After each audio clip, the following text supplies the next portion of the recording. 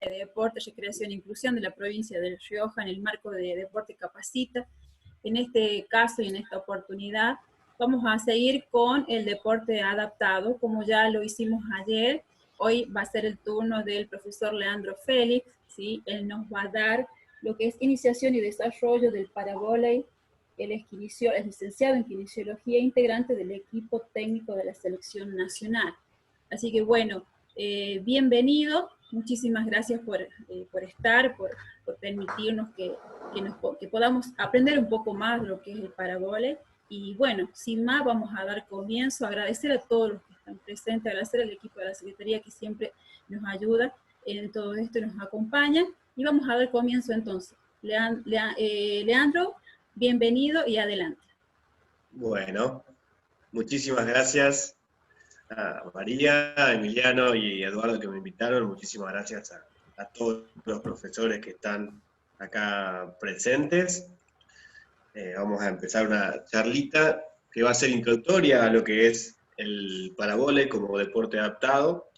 Después vamos a hacer un poco de hincapié en todas las cuestiones que tengan que ver con cuidados con la persona que tiene una amputación, que mayormente en porcentaje es el número que más ocupan en el paravóley. O sea, tenemos otros tipos de discapacidades, pero mayormente nos vamos a encontrar con personas con amputación.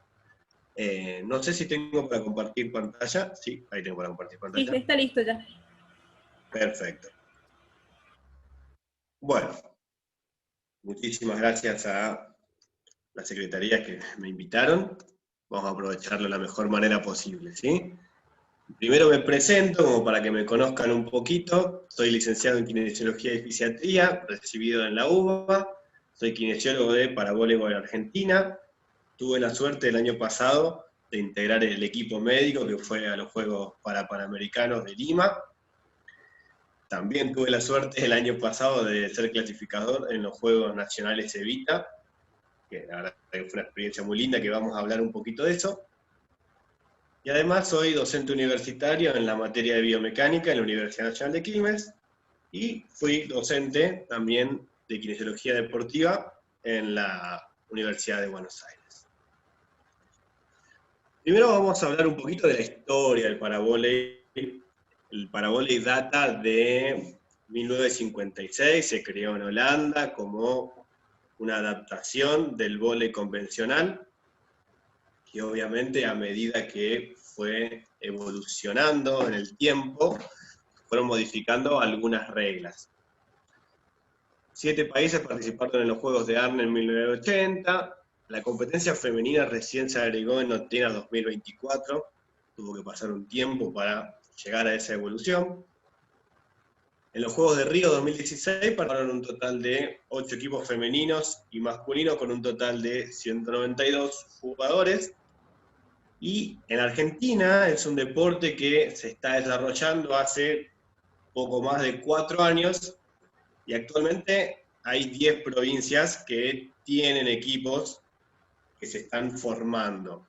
La Rioja todavía no es uno de esos, así que es un buen incentivo para poder aprender, interesarse y posteriormente desarrollar este lindo deporte.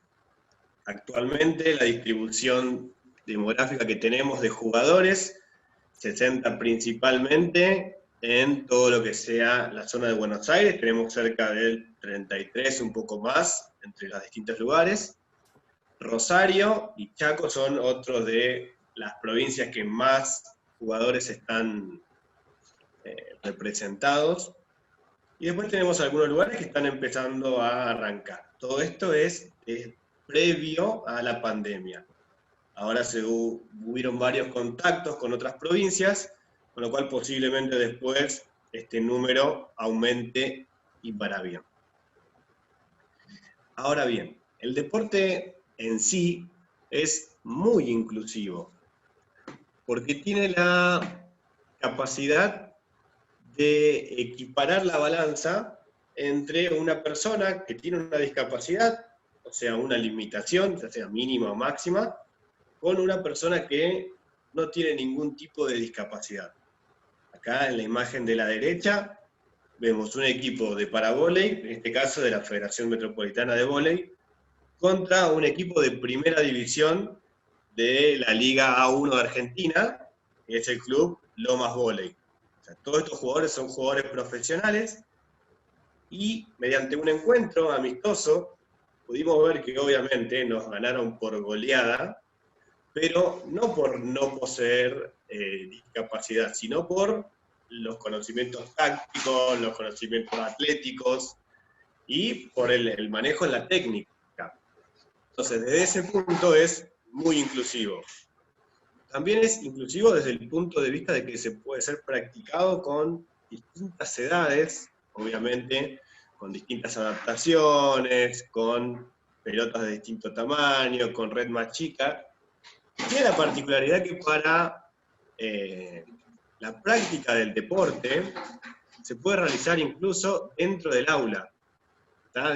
Solamente teniendo una soga que represente una red y un globo en forma de pelota, ya se pueden empezar a estimular y desarrollar por lo menos ciertas habilidades. Después, obviamente, el paso para formar un equipo, para formar algo competitivo, tiene su tiempo de evolución.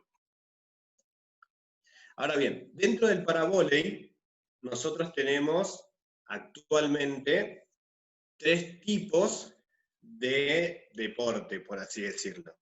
Dentro del paravóley tenemos el sitting volley, que es lo que se practica hoy en la Argentina. Tenemos el para beach volley, que se juega parado y en la arena. Y la modalidad standing volley, que actualmente está prácticamente en desuso.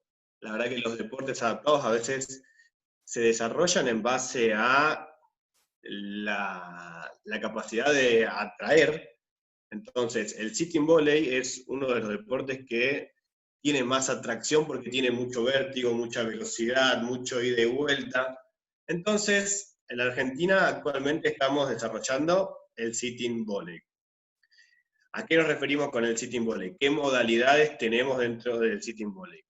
Para empezar, se juega igual que el volley convencional, en el sentido de que existen la misma cantidad de jugadores en cancha, 6 jugadores de cada lado, con la incorporación de un jugador líbero, eso no hay ningún tipo de problema, con los sistemas de formaciones o de estrategias que el vóley convencional, se pueden golpear la misma cantidad de veces por equipo antes de pasarla para el otro lado, o sea, 3 golpes antes de pasarla, y el sistema de puntuación es exactamente el que juega a el mejor de 3 o 5 sets a 25 puntos, con la diferencia de 2 puntos, ¿sí? Y no se cobra el cambio, o sea, no se suma el punto cuando hay cambio de saque, es directamente punto por error.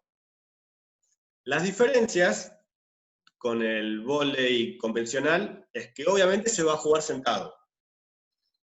Las dimensiones de la red y de la cancha van a estar adaptadas a esta situación de juego que es sentado, y la gran regla general es que al realizar un golpe, la zona glútea tiene que estar siempre en contacto con el piso. Si nosotros vemos la imagen de arriba a la derecha, vemos que todos los jugadores tienen contacto con el piso. Y en la imagen de abajo vemos a la chiquita que está acá, que si se fijan está apoyada sobre las rodillas y levantando la cola. Obviamente, esto es una cuestión de práctica y de entrenamiento, pero esto en la práctica del deporte sería considerado una falta. Se sanciona como lo mismo, punto para el otro equipo. Entonces, esta sería una de las reglas. Las medidas de la cancha son un poco más chicas que lo normales, van de los 10 metros de largo a los 6 de ancho, dividido en 2 campos de 5 metros, y la altura de la red en hombres es de 1,15 m y en mujeres es de 1,05 m. A nivel de los golpes y los gestos técnicos, son los mismos que en el vóley convencional. Se puede impactar con cualquier parte del cuerpo, vale el pie, vale la cara, vale la cabeza, vale lo que sea necesario para que la pelota no toque contacto con el piso. Las situaciones de juego van desde el saque, que puede ser de arriba o de abajo, el golpe de abajo, que acá presenta una dificultad porque no es lo mismo pegar parado que pegar en el piso, ya necesitamos cierto grado de flexibilidad para manejar eso. El armado o golpe de manos altas, en el caso de que se pueda llegar bien abajo de la pelota, acá es importante tener un buen control del tronco para no perder el equilibrio. Van a ver que si alguna vez lo juegan, al principio es pegar y tirarse. También se cobran las faltas del vóley convencional, en el sentido de la retención de la pelota, del doble golpe al realizar un mal impacto. Todas esas faltas se cobran. Y las situaciones de ataque, de remate y bloqueo, que también van a estar presentes en las situaciones de juego. Una particularidad que no dije antes, es que durante el saque se puede realizar el gesto de bloqueo. O sea, se puede bloquear el saque. Eso no pasa en el deporte convencional, pero en este deporte, si tenemos un buen saque y no hay bloqueo, ya sería prácticamente un juego únicamente de saque. Entonces, para que el deporte tenga más continuidad, se incorporó esa regla. Obviamente, como en el vóley convencional, vamos a tener los famosos golpes con la cara, accidentales, dolorosos y siempre divertidos, y muy dolorosos a veces, así que eso también suele estar presente. Los desplazamientos en la cancha, si bien no es un deporte que tenga grandes desplazamientos, sí requieren grandes velocidades, porque el deporte es más rápido y da menos tiempos de reacción que el vóley convencional.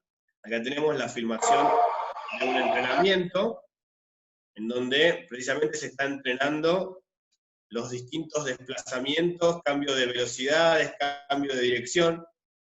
Y si se ponen a ver en lo heterogéneo del grupo de entrenamiento, vamos a ver que tenemos, primero que en la actualidad el deporte se practica de manera mixta, porque todavía no tenemos un caudal femenino a nivel nacional como para establecer una diferenciación entre sexo masculino y sexo femenino. Entonces, el deporte en este momento se está practicando en forma mixta.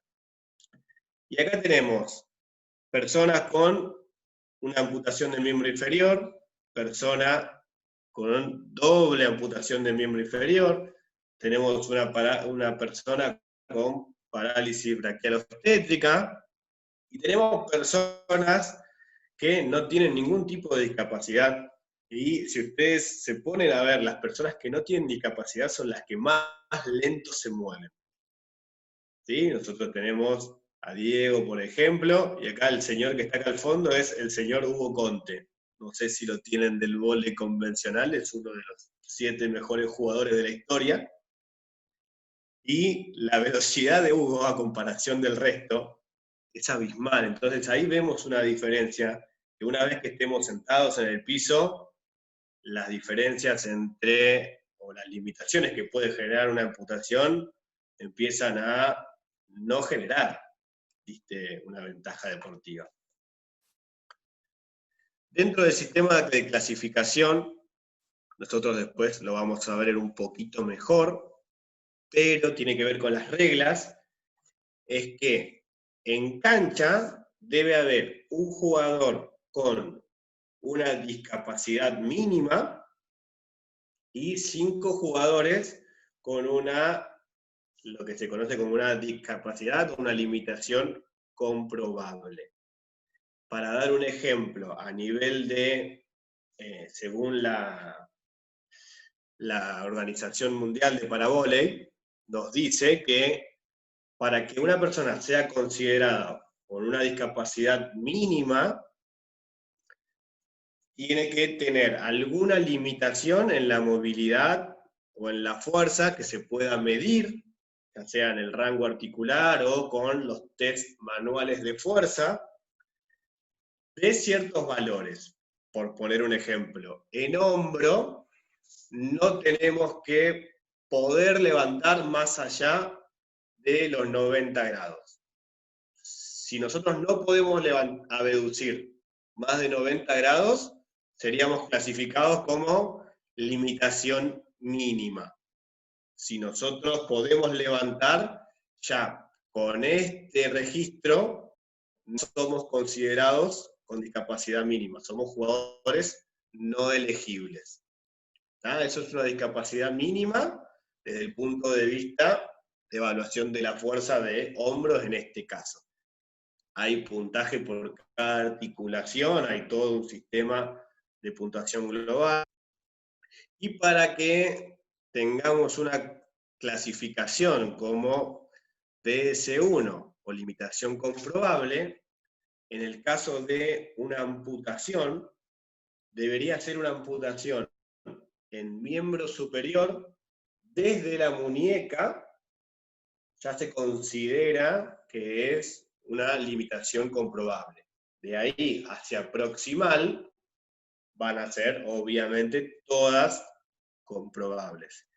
Si tenemos una amputación de dedos, ya entramos con una limitación mínima o con una discapacidad mínima. Y ahí se hace todo un complejo sistema en base a cuántos dedos, qué dedo, ¿sí? Eso es propio de la actividad. Y en el miembro inferior se considera que a partir de la amputación de tobillo, ya se podría considerar esa persona como una discapacidad comprobable. De ahí hacia proximal va a ser todo comprobable. De ahí a distal entramos con limitación mínima. Los criterios que se toman en cuenta, yo hasta ahora mencioné dos. Mencioné las amputaciones y el déficit de fuerza. Pero además se toman otros criterios, como pueden ser la tetosis, como puede ser la falta de coordinación, como puede ser la limitación en el rango articular, ¿sí? Por una cuestión de artrosis muy avanzada. Y también se pueden tomar en cuenta algunas cosas extras de acuerdo a cada tipo de situación. Es una evaluación del tipo funcional y, salvando las diferencias en la parte anatómica, no anatómica. Quizás no es tan importante qué patología tiene, sino qué limitación o qué grado de limitación genera esa patología. Te digo porque es normal escuchar, che, mirá, yo tengo un chico o una persona que jugó al vóley y tiene una artrosis de rodilla, y le duele mucho para saltar y practicar el vóley convencional. ¿Puede practicar para vóley? Habría que evaluar qué tanta limitación tiene. Si es dolor solo, el sistema de clasificación actual no lo considera. Después también tenemos algunas distinciones, como puede ser la persona con una paraplegia, por ejemplo. Una persona con paraplegia, con una lesión medular, ¿puede jugar al paravóley? Sí, siempre y cuando esa persona tenga un buen control de tronco, porque el deporte requiere que estemos sentados, y siempre y cuando esa persona tenga sensibilidad en la zona isquiática, porque al ser un deporte de fricción de la zona glútea contra el piso, podemos generar algún tipo de escara o algún tipo de lesión, y si la persona no tuviera sensibilidad, estaríamos generando un daño en ese deportista. Entonces, esas son una de las cuestiones que siempre tenemos que tener en cuenta al momento de ver si una persona es capaz de practicar este deporte. Ahora bien, les hablé del deporte, se los vendí un poquito, pero ninguna venta es completa si no se ve el producto. Entonces acá los invito a ver uno de los puntos más atractivos del vóley, como para que vean las distintas situaciones de juego que se van dando y que vean la velocidad que tiene. Esto en el vóley convencional no se suele ver. A ver, es un rally excepcional este, porque rara vez se dan puntos tan largos, pero no dejan de ser interesantes. Fíjense en las situaciones de juego que se van dando, pueden atacar desde los extremos, pueden atacar por el centro. Cuando tienen la posibilidad, el armador entra a armar en la zona defensiva, así hay 3 atacantes. Fíjense, bloqueos, remates, salvadas, puntos que va, puntos que vuelve, la pelota no toca el piso, armados, toque de segunda. Fíjense en las distintas situaciones de juego, las estrategias que pueden llegar a encontrar. En este punto que dura casi 1 minuto y medio. Fíjense que golpean con el puño para evitar la falta por mal manejo. Primer tiempo. Ahí ya situación de toque de red, que es discutible. Y como todo buen punto se define con un use, ¿sí? Usando el bloqueo. Se puede tocar la red por debajo, no se considera falta siempre y cuando no interrumpa el juego. Y la extremidad inferior puede pasar por debajo de la red, siempre y cuando esto no interfiera en el juego. Acá no se nota mucho por la velocidad del juego, pero vamos a frenarlo. Fíjense, el jugador de Egipto bloqueando. ¿Ven dónde tiene las piernas? Las tiene del otro lado del campo, pero no interfiere en el juego. Entonces esto es algo que vale. ¿Ven? Entonces esto no es una falta. En el vóley convencional se sabe que eso es considerado una falta. Bien, entonces, hasta ahí tenemos todo lo que sería la situación deportiva, toda la descripción que tiene que ver con el deporte. Ahora bien, esto es una estadística que hicimos con la gente de Paravóley Argentina el año pasado, cerca de mayo del año pasado, con lo cual es algo que está desactualizado y se actualizará este año con las distintas situaciones, en donde la mayoría de las personas que practican vóley sentado son amputados. El 72% son amputados, principalmente de miembros inferiores. Y esto a nosotros nos tiene que despertar ciertos cuidados. Al saber que vamos a tratar mayormente con personas amputadas, tenemos que saber cómo es el abordaje o cómo es el cuidado que nosotros tenemos que tener con este tipo de personas. El muñón es el denominador común de todas las personas que tengan alguna amputación. Y este sector en particular requiere de cuidados especiales. Cuidados que por lo general, por la experiencia que tengo en personas con amputación que quieren practicar este deporte, son cuidados que las personas no tienen. Son cuidados que las personas ignoran o les restan importancia. Pero para nosotros que queremos que esa persona practique deporte y manejando el concepto de deporte y salud, nosotros por medio de la práctica, no podemos generar lesiones en este tipo de pacientes, de jugadores. ¿Por qué? Porque si yo genero alguna lesión en el muñón, esa persona no se va a poder equipar correctamente. Y si esa persona trabaja manejando y no se puede equipar, y esa persona al otro día no puede ir a trabajar por practicar paravóley, estamos cometiendo un serio error. Entonces, concepto importante que siempre sale en estas charlas es el trabajo interdisciplinario, en este caso con personas con amputación, pero el trabajo interdisciplinario para cualquier tipo de persona que quiera practicar deporte. ¿Por qué es importante? Porque no todos vamos a tener los mismos conocimientos y no todos vamos a tener el mismo tiempo de trabajo con esa persona.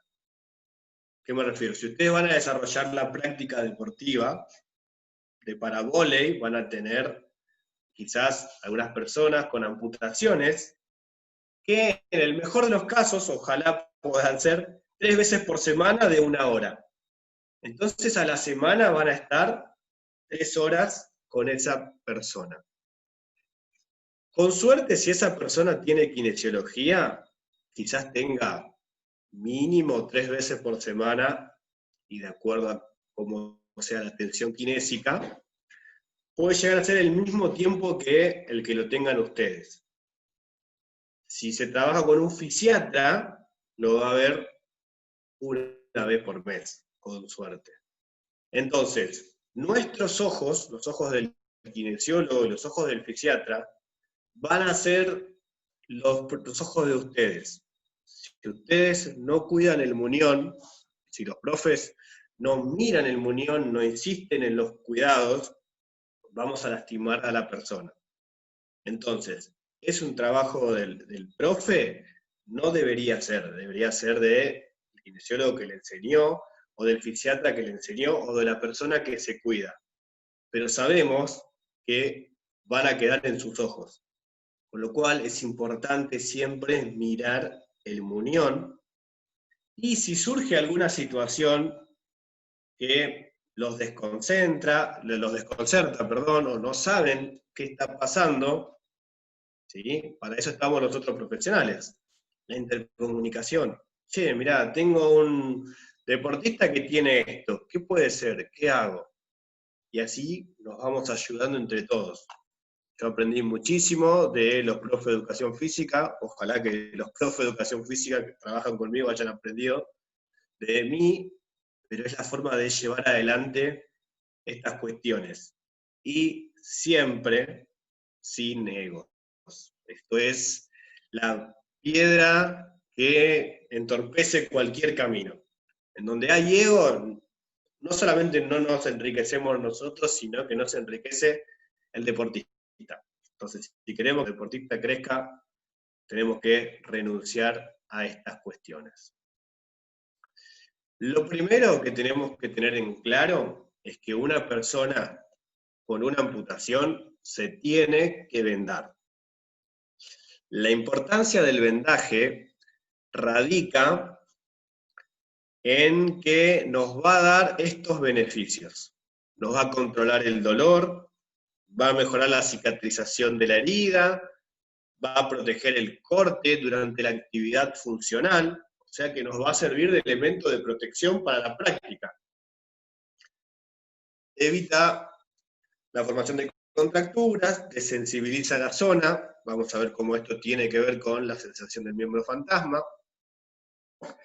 Prepara el muñón para el uso de la prótesis y evita el cambio de volumen del muñón. Esto es importante, ¿por qué? Porque una vez que se confecciona una prótesis para equipar a esa persona, la prótesis es algo rígido, con lo cual yo tengo que conseguir que el muñón sea siempre del mismo tamaño. Si yo tengo un muñón de este tipo, la prótesis va a ser para este tamaño.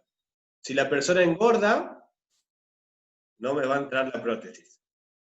Si la persona adelgaza, va a bailar la prótesis, o sea, va a bailar el muñón dentro de la prótesis, y eso trae complicaciones. Con lo cual, el uso de la venda me va a formar un muñón estable. Con lo cual, importante insistir con esto. Ahora, ¿cómo es la técnica del vendaje?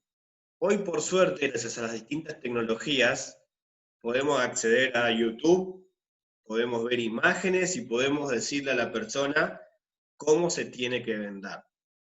Ahora, ¿alcanza con eso solo? No.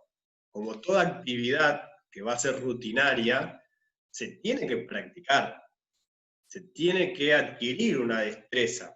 Van a ver que las primeras veces que la persona se intente vendar se le va a caer la venda, se le va a desenrollar, la va a enrollar al revés, le va a errar a dónde tiene que hacer los cruces. Y eso puede generar una frustración y querer no vendarse más. Es nuestro trabajo insistir, quedarnos con ellos y practicar. Como todo vendaje, no deben quedar espacios de piel al aire libre, eso me generaría un edema de ventana, o sea, en esa zona va a ir más circulación de sangre, lo que va a generar una inflamación. El vendaje debe durar puesto 23 horas diarias, o sea, no es que se hace 23, se pone una vez y se aguarda 23 horas. Cada 4 o 6 horas se debería hacer de vuelta, porque seguramente se va a correr. Y se debe tener 2 o 3 vendas para ir reemplazando una con otra a medida que una se va higienizando. Porque si usamos vendas sucias o manchadas con sangre, que a veces suelen tener microlesiones o lesiones más grandes, generaríamos el riesgo de algún tipo de infección, que es una de las complicaciones más comunes del tratamiento del muñón. Cuando la piel esté sin vendaje, es importante decir a la persona que realice una correcta higiene. Una higiene básica con jabón blanco y agua tibia. Pasando por todos lados, limpiando bien. Importante secarlo bien. ¿Por qué? Porque en las zonas que nosotros tengamos algún tipo de cicatriz, posiblemente haya pliegues internos. Si esa zona no se seca bien, va a quedar con restos de agua, que va a levantar humedad, que va a levantar temperatura, y es una situación ideal para que se generen en ese lugar distintos tipos de bacterias, y eso me aumenta el riesgo de infecciones.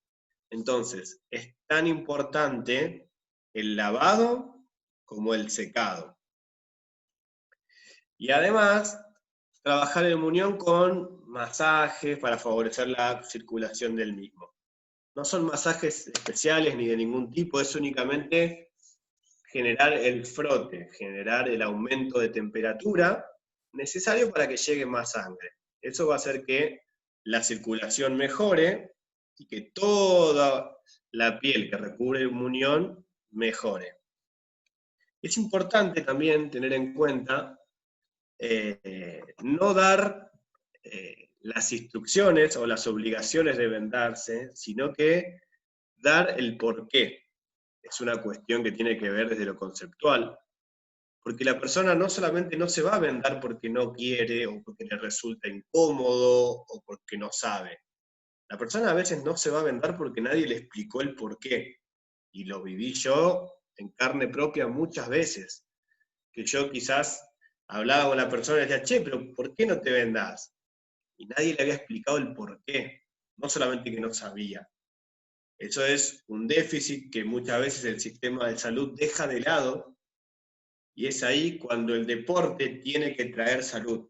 Es ahí cuando nosotros, mediante el deporte, podemos decirle, che, pero vos te tenés que vendar, pero por esto, por esto, por esto.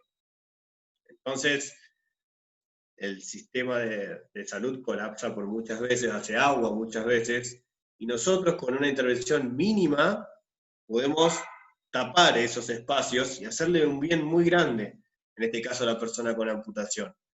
Entonces es importante tener el ojo puesto en estas cosas. Una de las complicaciones más frecuentes es la sensación del miembro fantasma. Esa sensación, como para resumirlo fácil, de que la parte amputada sigue presente. Una persona que tiene una amputación de mano te puede decir que le pica el dedo gordo de la mano, o que lo siente tensa, o lo mismo con la pierna faltante. Esto se podría explicar de varias formas, desde el esquema corporal que uno tiene presente y que al verse alterado de forma traumática genera una persistencia. Entonces requiere de un tratamiento este miembro fantasma, que puede evolucionar en dolor del miembro fantasma y las sensaciones que describen las personas que lo han sufrido es de un dolor insoportable que no calma con nada. Entonces debemos evitar a toda costa esas sensaciones. Se sabe que es un abordaje interdisciplinario. La forma de tratar estas cuestiones es interdisciplinario, requiere de algo kinésico, requiere de una cuestión de contención familiar a veces, requiere muchísimas veces de una buena contención psicológica, e incluso, en ciertos casos, de un tratamiento farmacológico. Entonces, son situaciones que tenemos que tener en cuenta y saber derivar o pedir interconsultas en caso de que se presente. Y otra de las complicaciones más frecuentes son las lesiones a nivel cutáneo. Van a ver que una persona con amputación, si nosotros le vemos la pierna, va a tener cicatriz, hasta la cicatriz propia de la amputación, y posibles lesiones al costado. Y quizás sean lesiones abiertas, la persona no le dé importancia, como diciendo, no, eso me pasa siempre. Es la prótesis que uso mal, o es cuando me siento en determinada silla que me raspa un poquito, pero no hay problema. Bueno, para nosotros sí va a ser un problema, porque eso me puede generar una complicación aún mayor en cualquier tipo de persona, y ni hablar si la amputación fue por causas diabéticas. La persona con diabetes tiene otras alteraciones a nivel metabólico que van a hacer que sea más propensa a sufrir distintos tipos de infecciones. Y esas infecciones muchas veces terminan con amputaciones, y que si no tienen cuidado necesario, las amputaciones son cada vez más altas. Entonces, en las amputaciones por diabetes tenemos que extremar los cuidados y no dejar pasar la mínima herida. Cualquier lesión que tengamos en la piel quiere decir que la primera barrera de defensa del organismo ya está rota. Entonces, de ahí a que ingrese algún tipo de infección, es algo que nos puede complicar muchísimo. ¿Está? Entonces, con eso vamos redondeando el tema del abordaje a la persona con amputación. Ahora bien, nosotros, ustedes como profesores, nosotros como parte del desarrollo del paravóley en la Argentina, tuvimos una experiencia hermosa el año pasado en los Juegos Nacionales Evita, que por primera vez en un juego Evita se incorporó el paravóley o el vóley sentado, teniendo casi las 10 provincias representadas, gente de Buenos Aires, de Rosario, de San Juan, de Entre Ríos, de Chaco, de Misiones. Y más allá de lo importante que fue para nosotros ver a las distintas provincias traer jugadores, fue el ver a los chicos competir. ¿Sí? Esa experiencia de ver a los chicos divertirse, interaccionar entre ellos, fue la verdad muy, muy gratificante. Y ahí también pudimos ver la comprensión de ellos de sus situaciones de discapacidad. En la clasificación que se hizo, yo había hablado previamente con los profesores, de decir, en la evaluación funcional va a estar el profe, va a estar el chico, voy a estar yo voy a preguntar y quiero que conteste el chico, ¿sí? Déjenlo que conteste lo que le salga. Entonces como que había mucha incertidumbre de decir, un chico de 13 años, un profesional le va a preguntar, che, ¿qué te pasó en la pierna? Y quiero ver qué saben de su situación y qué cosas me responden. Obviamente había cierto temor de algunos profes por decir, che, pero capaz que se va a sentir intimidado, capaz que va a estar introvertido, y la verdad nos hemos quedado sorprendidos de las respuestas que daban los chicos, de la simpleza con la cual contestaban, y sí, no, la verdad que yo perdí la pierna en determinada situación, con mucha naturalidad. Entonces eso nos enseñó a nosotros de no tener miedo a preguntar qué le pasó o por su tipo de discapacidad. Es una situación de la vida y qué mejor manera de enfrentarla a esa corta edad. Entonces, su trabajo como profe posiblemente sea acompañar a estos chicos desde este momento en el que está en una etapa escolar, desarrollándose en todas las esferas sociales que puedan tener y evolucionarlas desde esto a esto, que es el sistema de alta competencia a nivel nacional. Obviamente es lo que todos soñamos alguna vez, todos los que hicimos deporte alguna vez soñamos estar en una selección. Actualmente en la Argentina no tenemos una selección nacional formada, sí tenemos una preselección de jugadores en la cual nosotros hacemos mucho énfasis en la preparación de esas personas. Nosotros tenemos que formar profesionales de alta competencia. Formar profesionales no quiere decir que sean los mejores jugadores tácticos y físicos. Obviamente, lo buscamos. Pero además, buscamos que sean profesionales desde todo punto de vista. Desde el punto de vista nutricional, tenemos a nuestra Nutri en esta foto, diciéndole cómo sería una alimentación saludable. Tenemos a la preparadora física, en este caso, dándole trabajo de fortalecimiento, de elongación. Tuvimos un gran psicólogo también que estuvo trabajando mucho tiempo con nosotros y que ha trabajado sobre esa esfera. Entonces, hacemos un trabajo integral para las personas, porque a nosotros no nos va a servir de nada tener al mejor jugador de todos los tiempos que come mal, que la verdad tiene un mal muñón. ¿Sí? Lo más seguro es que a ese jugador, si no lo cuidamos y no le enseñamos, si no lo entrenamos, lo terminemos perdiendo. Entonces, siempre el tratamiento es global y ustedes como profe tienen algo importante, que es pasar más tiempo con el deportista que nadie. Creo que ninguno de nosotros como profesionales, como kinesiólogos, voy a estar tanto tiempo con una persona que practica un deporte adaptado.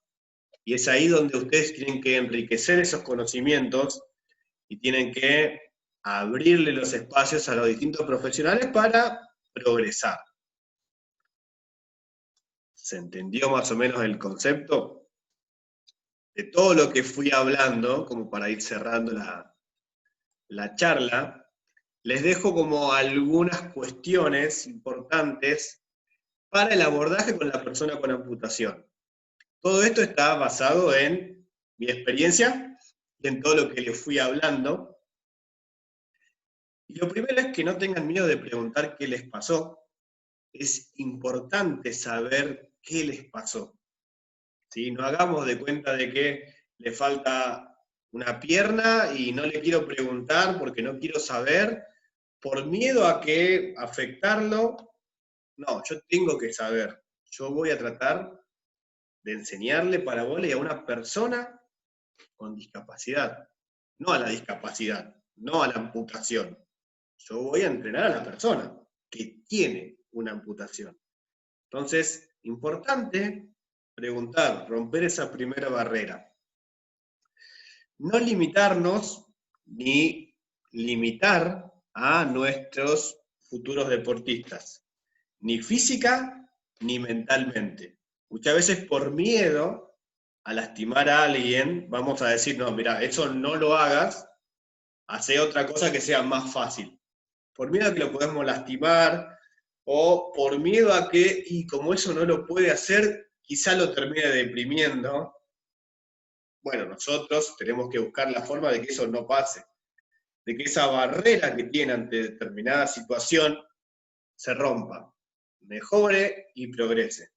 Muchas veces va a ser por una cuestión mental, muchas veces va a ser por una cuestión física, muchas veces va a ser producto del entrenamiento, pero nunca limitar. Consejos a profes, miren el muñón, tóquenlo.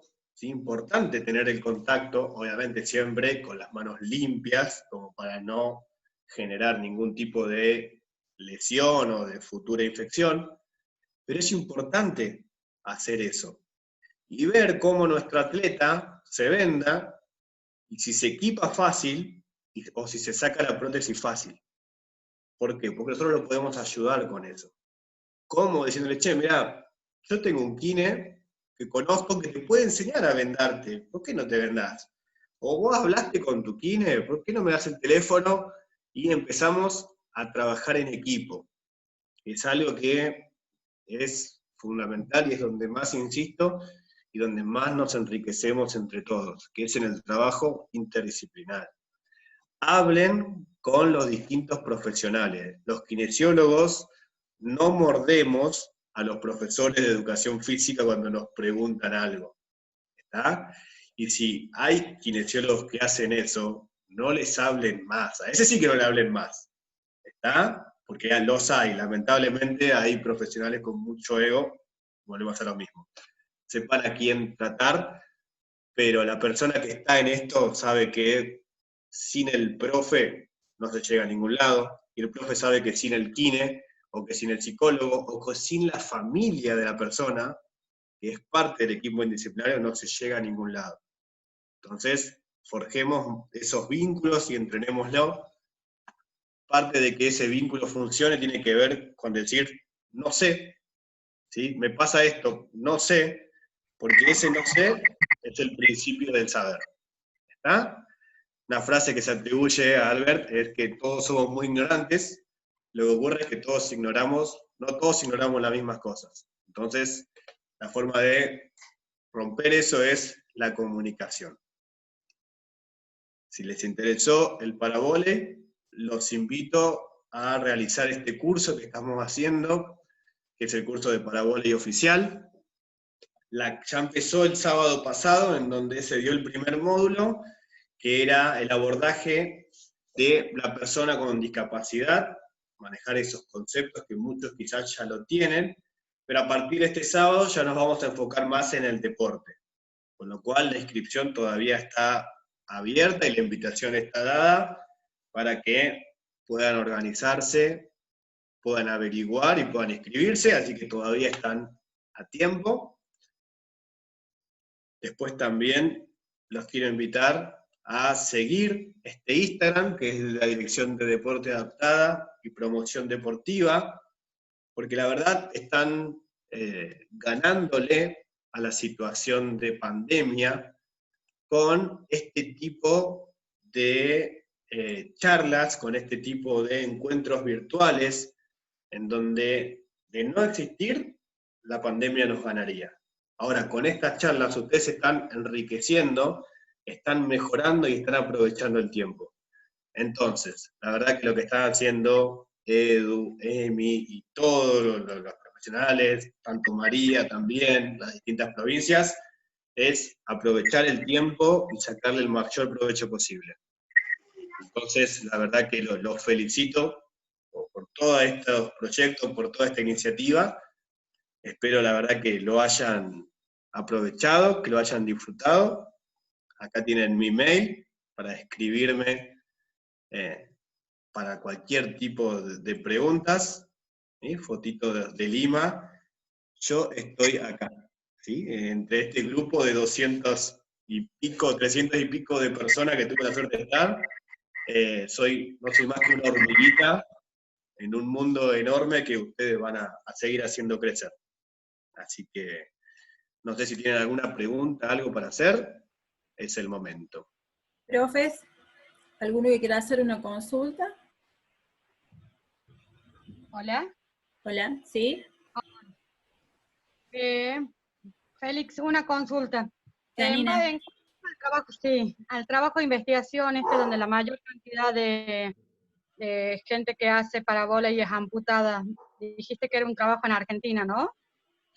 Sí, es un trabajo que hizo Parabole Argentina mediante una encuesta. O sea, los datos los tiene Parabole Argentina y está basado en la muestra de 56 jugadores a nivel nacional, por lo menos hasta el año pasado. Bien. De jugadores de nivel nacional. De adolescentes, de niños, de juveniles, no, ¿no? O todos los que... En este momento era solamente de jugadores de clubes a nivel mayores de 21 años. A nivel de juveniles, lo único que tenemos de datos son los jugadores que participaron en los Juegos Evita, que tenemos hasta el año pasado, 32 jugadores eran los que participaron en los Juegos Evita, que son entre 14 y 16, 18 años. ¿Y las discapacidades ahí fueron la mayoría amputados? Ahí, muy buena pregunta, Yanira. La verdad que hubo algunos amputados, pero tuvimos muchos chicos con parálisis cerebral. Entonces, la evaluación de los chicos con parálisis cerebral, como había dicho yo antes, no es una evaluación anatómica. A mí no me alcanzan con que vengan con un certificado de discapacidad que diga que tal chico tiene una parálisis cerebral. Yo ahí evaluaba qué grado de limitación daba esa parálisis cerebral. Mi prueba, mi punto de corte era decirle al chico, a ver Gordi, vamos a jugar con la pelota, quiero que la tires para arriba y saltes. ¿Está? Si el chico saltaba y caía, yo lo seguía evaluando, obviamente como era un torneo promocional lo dejaba jugar, pero después me ponía a hablar con los profes y les explicaba que si yo a ese chico lo hacía entrenar para vóley, o sea, vóley sentado, iba a perder una capacidad vital para el desarrollo motor que es el salto. Entonces, el desafío de ese chico era practicar vóley en manera convencional, o lo más parecido a lo convencional, siempre teniendo en cuenta las limitaciones. Entonces, en los chicos que tienen una parálisis cerebral, o un ECNE, como le quieran decir, se va a realizar una evaluación, y esa es la evaluación en la que yo estoy a cargo. ¿Se entendió ahí más o menos, Janine? Sí. Te hago otra consulta en cuanto a lo táctico y lo técnico. Creo que más lo táctico. Viste que, bueno, la mayoría entran amputados. Los amputados, ¿qué es lo que pasa? Tienen una pérdida de masa muscular, ¿sí? Del miembro que es amputado. Sí. En el caso, y más de miembros inferiores, se pierde masa muscular en el glúteo. Y como el desplazamiento en el vóley es sobre los glúteos, ¿cómo se trabaja en ese caso? Porque va a haber una diferencia muscular que va a generar cambios en las acciones motrices del vóley. Ese Claro. es mi concepto. Yo porque tengo una malformación congénita, o sea, la falta de un pie, pero ha generado que disminuya el diámetro del gemelo, por ende también del muslo y del cuádriceps, de toda la pierna. Claro. ¿Entendés? Claro, en ese caso, eso es lo lindo del deporte adaptado. Toda persona que va a practicar deporte adaptado es una situación nueva y es una situación en la que tenemos que aprender. Nosotros focalizamos mucho con los distintos profes en el entrenamiento del core, ¿sí? En la importancia de los músculos glúteos, abdominales, los músculos espinales. Entonces, siempre focalizamos desde ahí y después vemos qué músculos tenemos para actuar. ¿Por qué? Porque en este caso, el chico que vos tenés, al ser una malformación congénita, que lleva toda una alteración, bueno, quizás ver la posibilidad de entrenar los músculos que tiene atrofiado por el desuso, darle alguna función extra y entrenar lo que ya tiene fuerte. Entonces, focalizamos mucho siempre desde el core porque es lo que nos va a permitir tener sentados en el piso y desde ahí hacia las extremidades. Entonces el desplazamiento, principalmente, si viste el video, no es tanto con las piernas, sino más con las manos, porque son las manos que se apoyan en el piso para levantar un poquito el glúteo y poder deslizarnos. Deslizar. Bien, bueno. Gracias por la pregunta. Dale. Bueno, no sé, chicos, ¿alguien más quiere hacer una consulta? Juan está como abriendo el micrófono, no sé si querés hacer una pregunta. ¿No? Bueno.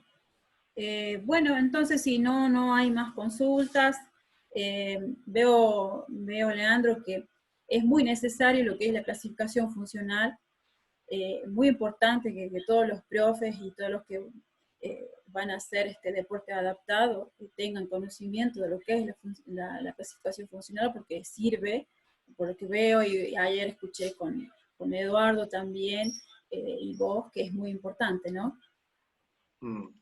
Sí, la clasificación funcional, y aparte es un momento muy estresante para los deportistas, porque es el momento donde uno puede sentir que lo deja fuera el clasificador funcional. Entonces es importante tener la mayor información posible para que al momento de la clasificación funcional estemos seguros de en qué lugar va a ser esa persona encasillada. Se vio en los Juegos Evita, se ve a nivel mundial, cuando hay un juego internacional, que el momento de clasificación es algo fundamental. Yo soy clasificador dentro de lo que sería la Argentina de paravóley, y cuando uno habla de esto, es muy difícil la evaluación. Siempre me dicen, che, mirá, tengo determinada persona que tiene tantas características, entonces yo ahí es muy difícil decirle al profe que lo evalúe con el ojo kinésico.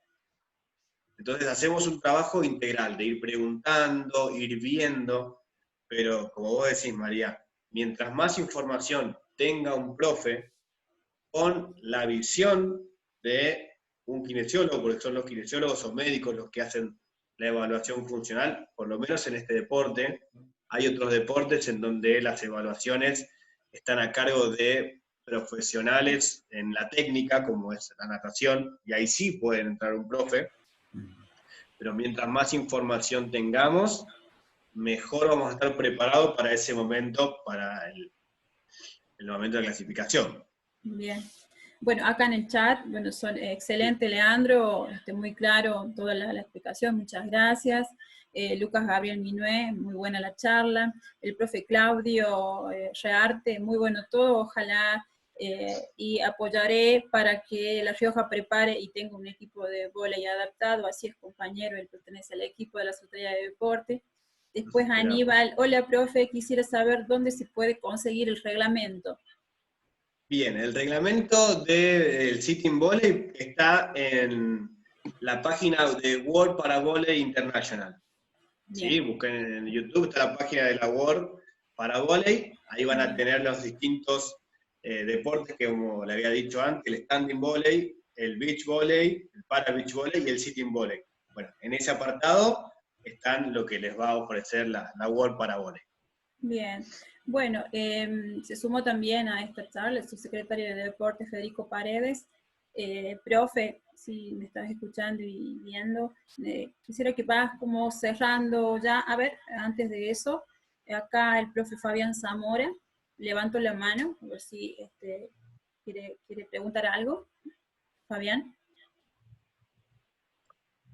No, solamente quería felicitarlo al profe por esta charla, que gracias a Dios aprendemos cada día un poquito más. No tenemos todas las herramientas nosotros y tampoco el material humano para hacer, pero el conocimiento que adquirimos es muy bueno. Gracias, profe. No, gracias a vos, Fabián, y todos tenemos dificultades, todos tenemos las herramientas que podemos. Bueno, yo estoy para darle una mano en lo que les pueda ayudar desde este punto, así que en serio, escríbanme y no hay ningún tipo de problema. Sepan que cuelgo a veces en contestar, pero lo hago. Gracias. De nada. Bueno, gracias, Fabián. De Aymogasta siempre nos están acompañando, es un departamento de nuestra provincia. San Blas de los Sauces. Me vas a matar. San Blas de los Sauces. Ahí cerquita, no me rete. No. Gracias, profe. Gracias. Bueno, profe Janina quería hacer una última pregunta. ¿Puedes hacerla, Jani? Bueno, la hago la última. Como la mayoría es amputado, quería saber si cuando hacen la clasificación internacional, ¿la clasificación es con review o es ya definitiva? ¿O hay una edad donde ya se hace definitiva la clasificación internacional? Bueno, buena pregunta, Janina. En el caso de la instancia de review o instancia final, va a depender del tipo de patología o el cuadro de limitación que nosotros evaluemos. Si nosotros evaluamos una amputación transtibial o transfemoral, nosotros sabemos que esa evaluación va a ser definitiva, por una cuestión de que no se logra hoy en día la tecnología necesaria o el desarrollo para que el muñón crezca o se desarrolle más. Entonces, en ese caso, se considera como una clasificación final. Ahora, en el caso de, por ejemplo, imagínense, un chico con Guillain-Barré, como he tenido algún caso, que está saliendo de la patología, entonces está con una debilidad generalizada. Entonces yo cuando lo evalúo, ese chico sé que clasifica. Ahora bien, con el entrenamiento, los valores de fuerzas van a subir. Yo ya sé que va a pasar eso, porque el deporte genera fuerza, genera adaptación. Entonces a ese chico yo le voy a poner una clasificación de review al año o para la próxima competencia, porque si me viene a los 2 años todo recontraarmado, con una fuerza increíble y sin ningún tipo de limitación, sé que no lo van a dejar jugar. Entonces, va a depender de la situación que evaluemos, Yani. Bien, entonces, en cuanto a las amputaciones, de acuerdo al tipo de amputación que sea, ¿va a ser review o va a ser definitoria la clasificación? Claro, una amputación va a ser final, por lo general. Bien. Claro. Bien. Bueno, gracias. No, gracias a vos. Bueno, gracias, Janina. Bueno, sí, subsecretario Federico Paredes, para ir cerrando, unas palabras de despedida ya a este ciclo de deporte adaptado, por favor. Bueno, muy buenas tardes para todas y todos. Simplemente agradecerte, Leandro, por tu tiempo, por llenarnos de información, entusiasmarnos y darnos las herramientas para que empecemos a trabajar con el deporte adaptado, instalarnos, si bien en la provincia se está haciendo un muy buen trabajo, y ahora en esta nueva gestión que nos toca estar, bueno, lo vamos a apoyar al deporte. Ya estamos formando nuestra área, involucrando a profe, y bueno, lo dijiste un momento, esta pandemia hoy nos obliga a quedarnos en casa, sentarnos frente a una compu, a capacitarnos, pero contarte que es uno de los lineamientos de nuestra gestión, el capacitarnos. Así que bueno, a través de Marisa, que ella es la que coordina el área de capacitación, hace estos excelentes trabajos en conectarnos con ustedes, con los profesionales en el tema, y bueno, y nuevamente agradecerte por tu tiempo, a todos los que están presentes, profes conocidos, bueno, estuvo ahí también Emiliano, bueno, la verdad que es un nexo que a través de la compu podemos interactuar y como lo dijo el profe ahí, enriquecernos y llenarnos de conocimiento de profesionales como usted. Así que nuevamente agradecerte, Leandro, espero que no sea la primera, que vengan muchas más. Así que bueno, a disposición a través de Marisa para que sigamos interactuando a través de este sitio. Genial, muchísimas gracias y ojalá el año que viene esto sea presencial y esté ahí sufriendo el calor con ustedes. Bueno, sí, vamos a tomar la palabra, profe, así que bueno, cuando sea presencial, ya sabes, podés venir acá a La Rioja tranquilamente. Y bueno, muchísimas gracias, Leandro, muchísimas gracias al profe Federico por siempre estar y acompañarnos. Y bueno, nada, gracias a todas y a todos por estar en estos encuentros de Deporte Capacita, y invitarlos para el próximo encuentro. Y nada, muchísimas gracias y que tengan una excelente tarde. Y le vamos a hacer, como siempre, como hacemos todas las charlas, un aplauso virtual para el profe Leandro, que estuvo muy bien en esta tarde, ¿sí? El aplauso para ustedes por lo que están haciendo. Felicitaciones. Gracias, profe. Bueno, buenas tardes y hasta el próximo encuentro. Hasta luego. Gracias. Gracias.